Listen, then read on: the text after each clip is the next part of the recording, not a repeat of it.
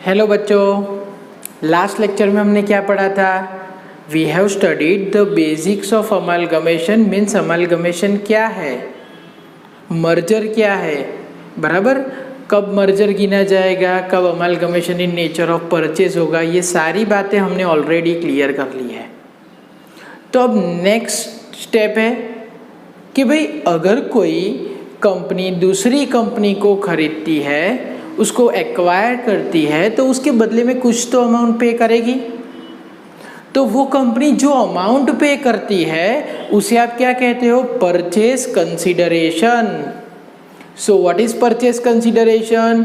When you acquire the business you have to pay the amount to another company and that amount is considered as purchase consideration. Clear? अब purchase consideration means यहाँ पे मैंने क्या लिखा है, ध्यान से देखो। Price at which transferee company acquired the business of transferor company. Transferor means selling company, transferee means purchasing company. So जो भाव से परचेजिंग कंपनी सेलिंग कंपनी को एक्वायर करती है, that price will be consider as purchase consideration. अब question arise होता है कि परचेज कंसिडरेशन गिने तो कैसे गिने? तो हम फर्स्ट ईयर में हमने पार्टनरशिप में सीख लिया था, जिसमें एक पार्टनरशिप फर्म दूसरी पार्टनरशिप फर्म को परचेस करती है, या फिर पार्टनरशिप फर्म को कोई कंपनी में कन्वर्ट किया जाता है, बराबर। तो उसके अंदर कंपनी क्या करती थी? कुछ प्राइस पे पार्टनरशिप फर्म को एक्वायर करती थी, तो वो प्राइस थी, वो परचेस कंसिडरेशन थी। उसमें वो प्राइस गिनने की टोटल 3 मेथड थी। यहाँ पे भी वही 3 मेथड है। That 3 methods are lump sum method, net payment method and net asset method. चलो सबसे पहले हम लमसम मेथड की बात करते हैं। अब लमसम मेथड में परचेज कंसिडरेशन क्या होगा? तो purchase consideration is directly given to us. यहाँ पे मैंने एक एग्जांपल भी दिया है। For example, X limited acquired the business of Y limited for ₹30 lakh. It means X अगर वाई के बिजनेस को परचेज करता है तो एक्स को उसको कितने पे करने हैं? 30 लाख पे करने हैं। अब ये 30 लाख एक्स कैसे पे करेगा वो आपको डिस्क्रिप्शन में दिया होगा कि भाई 20 लाख के इक्विटी शेयर देगा, 5 लाख के प्रेफरेंस शेयर देगा, 5 लाख कैश देगा। वो एग्जाम्पल पे डिपेंड करता है, बट स्टार्टिंग में ही आपको दिया होगा कि एक्स लिमिटेड एक्वायर्ड और purchase the business of Y limited for 30 lakh. तो ये क्या हो गई? लमसम मेथड, जिसमें हमको परचेज कंसिडरेशन डायरेक्टली दिया है। उसके बाद सेकेंड मेथड आती है नेट पेमेंट मेथड। अब नेट पेमेंट मेथड में क्या होगा? मोड ऑफ पेमेंट आपको दिया होगा। What is mode of payment? कि भाई मैंने किसी का बिजनेस एक्वायर कर लिया, उसको मैं इतने रुपए कैश में दूंगा, इतने के इक्विटी शेयर दूंगा, इतने के डिबेंचर दूंगा, इतने के प्रेफरेंस शेयर दूंगा। बट और वो सब चीज़ मुझे क्लियरली दी हुई हो, तो वो कौन सी मेथड हो गई? नेट पेमेंट मेथड, जिसमें मोड ऑफ पेमेंट आपको क्लियरली दिया होगा। यहाँ पे एक एग्जांपल दिया है, X limited acquired the business of Y limited. तो X is the purchasing company, Y is the selling company. Purchasing company को आप क्या कहोगे? Transferee company. And selling company को क्या कहोगे? Transferor company. So X Limited acquired the business of Y Limited. Now X Limited will pay 10,000 equity share of 10 each at 20% premium. अब 10 रुपये का शेयर है, 20% प्रीमियम में, तो 10 का 20% कितना हुआ? 2 रुपया। मीन्स वो ज़्यादा भाव से पे इक्विटी शेयर दे रहा है उसको। तो 10,000 इक्विटी शेयर, 10 का एक equity share plus 20% premium, means वो इक्विटी शेयर 12 रुपीज़ के रेट से दे रहा है टू इक्विटी शेयर होल्डर। किसको दे रहा है? Equity share holder of Y limited को। ₹50,000 cash to equity share holder. Cash भी किसको पे कर रहा है? इक्विटी शेयर होल्डर को। And ₹50,000 cash to preference share holder. और 50,000 कैश किसको पे कर रहा है? प्रेफरेंस शेयर होल्डर को। And ₹70,000 to debenture holders. Debenture holder को वो कितना पे कर रहा है? 70,000। अब यहाँ पे एक चीज़ ध्यान रखो, अगर आप किसी का बिजनेस परचेज करते हो तो उसके अंदर आप ऑनर को जो पेमेंट करते हो, only that payment is part of purchase consideration. अगर आप उसकी लायबिलिटी पे कर देते हो तो वो पीसी में नहीं गिना जाएगा। तो बिजनेस के अंदर, कंपनी के अंदर ऑनर कौन है? Share holder. तो जो कुछ भी पेमेंट हमने किया है, किसको? इक्विटी शेयर होल्डर को या फिर प्रेफरेंस शेयर होल्डर को, वही अमाउंट परचेज कंसिडरेशन के अंदर आएगी। अगर आपने डिबेंचर को पे किया है, क्रेडिटर को पे किया है, सेलिंग कंपनी की कोई लोन पे कर दी है, उसके गवर्नमेंट ड्यू पे कर दिए हैं, तो वो सारी चीज़ें परचेज कंसिडरेशन में नहीं आएगी। तो आपको क्या याद रखना है? Any payment made by purchasing company to the share holder of selling company. Share holder word में क्या आएगा? इक्विटी भी आ जाएगा, प्रेफरेंस भी आ जाएगा। तो सेलिंग कंपनी के शेयर होल्डर को हमने जो कुछ भी पे किया है, वो चीज़ किसके अंदर आएगी? परचेज कंसिडरेशन के अंदर। अब यहाँ पे देखो, मैंने लिखा है payment to debenture holder is not part of PC. क्यों?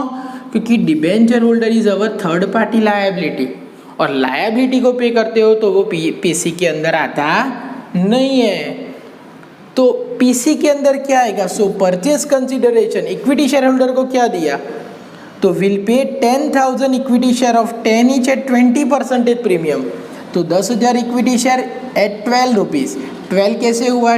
10 रुपीज़ का शेयर, 20% प्रीमियम हमने प्लस किया, तो 1,20,000 rupees. 50,000 cash to equity share holder. Equity share holder को कितना कैश पे किया था? 50,000। तो यहाँ पे मैंने चेंज कर दिया अमाउंट। तो पेमेंट इक्विटी शेयर होल्डर को कितना किया? 50,000 and ₹50,000 cash to preference share holder. चलो, प्रेफरेंस शेयर होल्डर को भी कैश पे किया है। कितना पे किया है? 50,000 एंड ₹70,000 टू डिबेंचर होल्डर। मगर डिबेंचर होल्डर को जो भी पेमेंट किया है वो पीसी के अंदर नहीं आएगा। PC means purchase consideration. तो परचेज कंसिडरेशन के अंदर हमने क्या लिखा? जो कुछ भी पेमेंट हम शेयर होल्डर को करते हैं वो हमारा पीसी गिना जाएगा। तो इक्विटी शेयर को पे किया था 10,000 इक्विटी शेयर इंटू 12, 1,20,000। कैश पे की 50,000 और प्रेफरेंस शेयर होल्डर को भी कैश पे किया 50,000। तो ये सबका total 2,20,000 which is consider as our purchase consideration. Clear? अब थर्ड मेथड आ गई, net asset method. Net asset method means जो लमसम मेथड नहीं है, जिसके अंदर डायरेक्टली पीसी नहीं दिया, जो नेट पेमेंट मेथड नहीं है, जिसमें सारा मोड ऑफ पेमेंट नहीं दिया। द वर्ड इज सारा मोड ऑफ पेमेंट नहीं दिया, बराबर। सपोज हमको इस एग्जाम्पल में दिया होता कि X limited acquired the business of Y limited, बराबर। X limited will pay 10,000 equity share of 10 each at 20% premium and balance in cash to the equity shareholder of Y Limited and 50,000 rupees cash to preference shareholder। तो balance means what? जो बाकी की amount है वो cash में पे करेगी, मगर बाकी की अमाउंट हमको ढूंढनी पड़ेगी। तो जब आपको ये मिसिंग अमाउंट दी हो, आपको कुछ भी कह सकते हैं, balance in preference share, balance in equity share, balance in cash. अगर ऐसा कोई वर्ड है और अगर लमसम मेथड नहीं है, पीसी आपको डायरेक्टली नहीं दिया, तो वो क्या हो जाएगी? Net asset method. Net asset method के अंदर PC is not clearly given. मैंने आपको हिंट दी है। वर्ड कौन सा रहेगा? इज बैलेंस इन कैश और बैलेंस इन शेयर्स। अगर ये वर्ड है, शेयर की जगह आपको डिबेंचर भी दे सकते हैं, कुछ भी दे सकते हैं, मगर कंसीडर क्या करना है? वो पेमेंट हम किसको करने वाले हो? शेयर होल्डर को।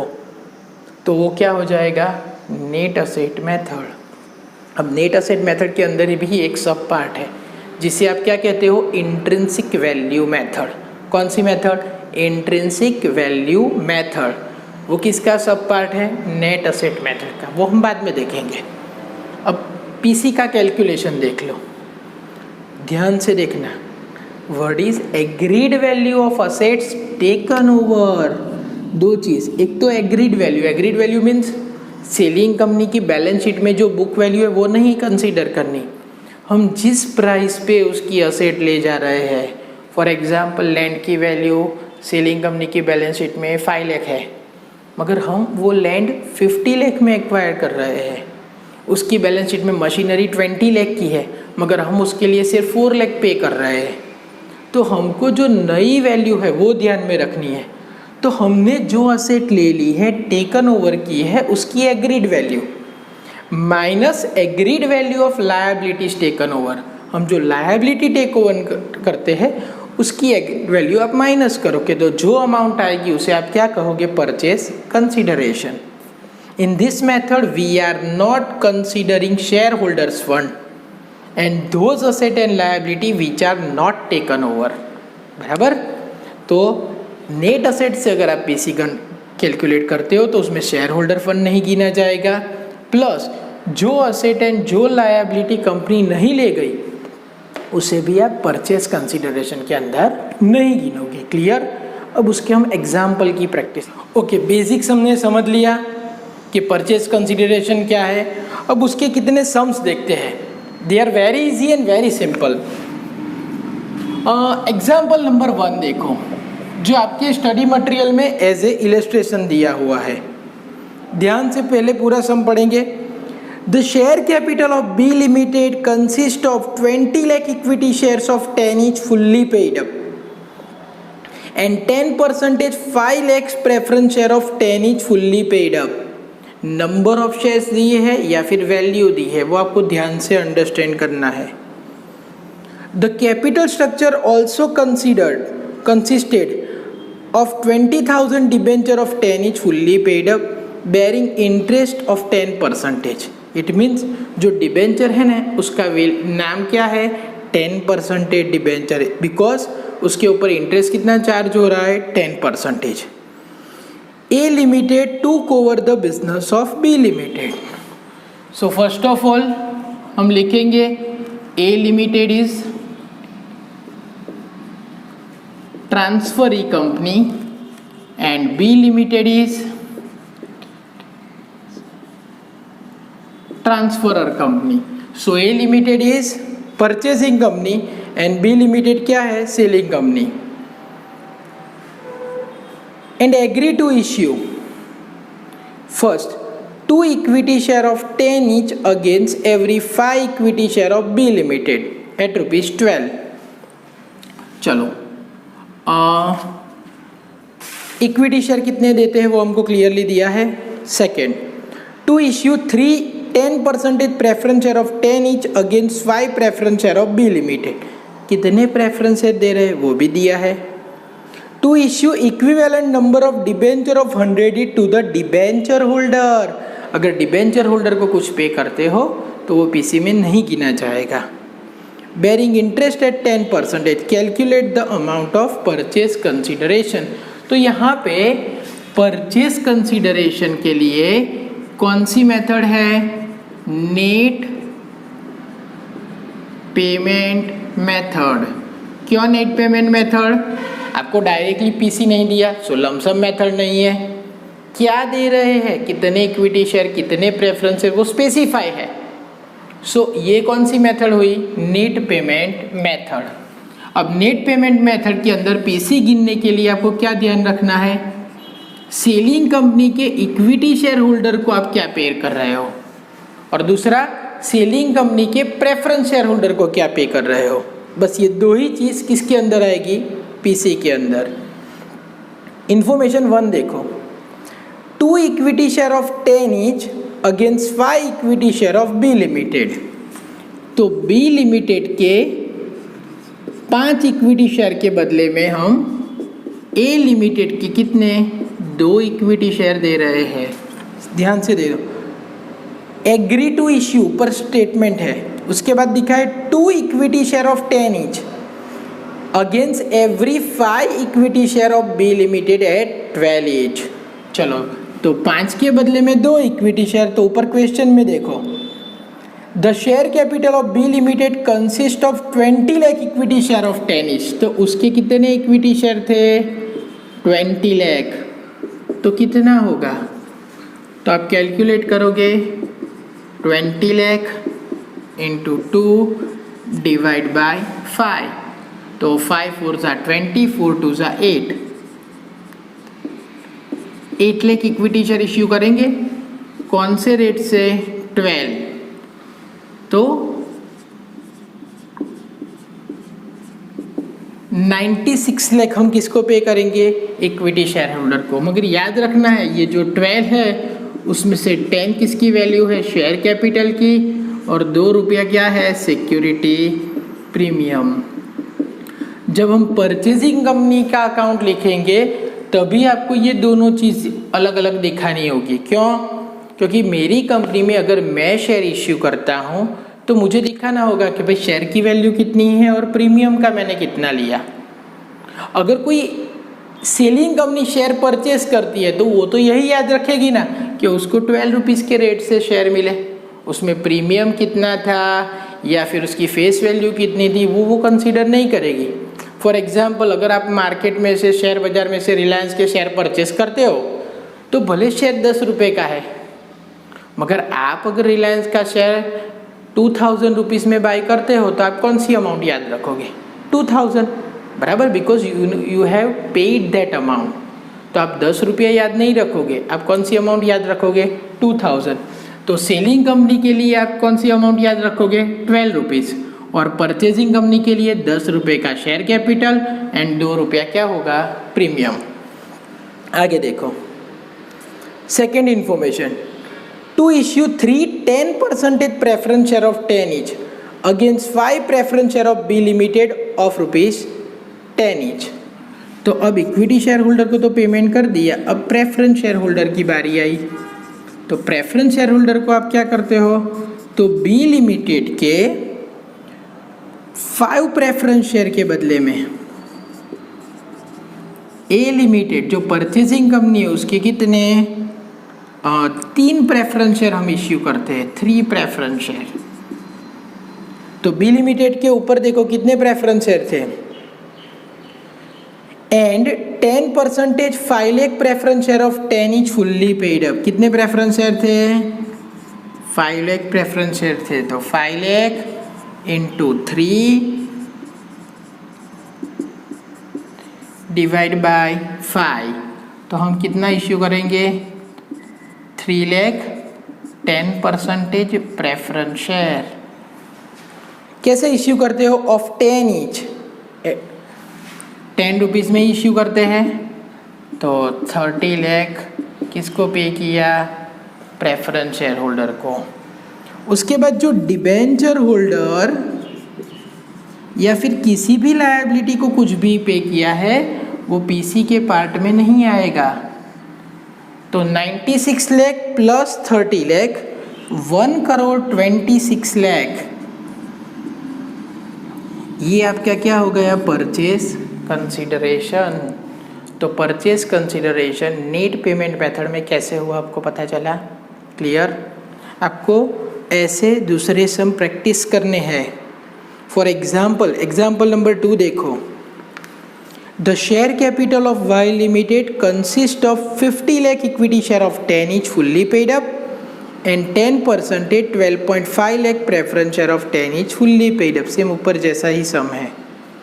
The capital structure also consisted of 50,000 debenture of 10 each fully paid up bearing interest at 10%. X Limited took over the business of Y Limited. So X Limited is a transferee company, Y Limited is a transferor company. X क्या है? Purchasing company, Y क्या है? Selling company. अब देखो, 2 equity share of 10 each against every 5 equity share of Y Limited at ₹12 each. तो 5 equity share के बदले में Y के 5 इक्विटी शेयर, उसके बदले में X के 2 इक्विटी शेयर मिलेंगे। तो Y के 50 लाख इक्विटी शेयर है, उसके सामने X के कितने मिलेंगे? जो नंबर ऑफ इक्विटी शेयर है उसको मल्टीप्लाई कितने से करोगे? 12 से। 12 में 2 पार्ट करोगे, 10 rupees share capital and 2 rupees premium. Second, to issue 3 10% preference share of 10 each against 5 preference share of Y limited of ₹10 each। तो 5 के बदले में 3 इक्विटी शेयर, तो 12.5 लाख के बदले में कितने प्रेफरेंस शेयर आएंगे? 5 प्रेफरेंस शेयर के बदले में 3 प्रेफरेंस शेयर, तो 12.5 लाख प्रेफरेंस शेयर के बदले में कितने? 12.5 लाख मीन्स 12,50,000 मल्टीप्लाई बाई 10 करोगे क्योंकि वो तो फेस वैल्यू पे ही दिया है। अब दोनों का जो टोटल आएगा वो आपका पीसी हो जाएगा, because whatever amount paid to the debenture holder is not a part of purchase consideration. Is it clear? तो ये हमने कौन सी मेथड कंप्लीट की? Net payment